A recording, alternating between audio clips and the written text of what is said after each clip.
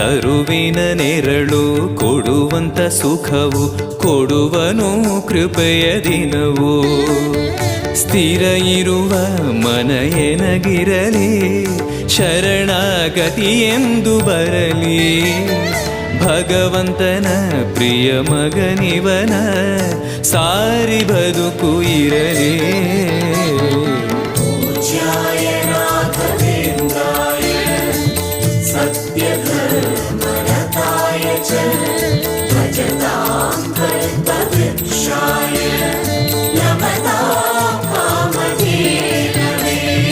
ಆಲಯವೆಂದರೆ ಮಂತ್ರಾಲಯವೇ ಬೇರೆ ನಾ ಅರಿಯಲಾರೆ. ರಾಜನು ಎಂದರೆ ಶ್ರೀ ಗುರು ರಾಜನೇ ಮತ್ತು ನಾ ತಿಳಿಯಲಾರೆ. ಆಲಯವೆಂದರೆ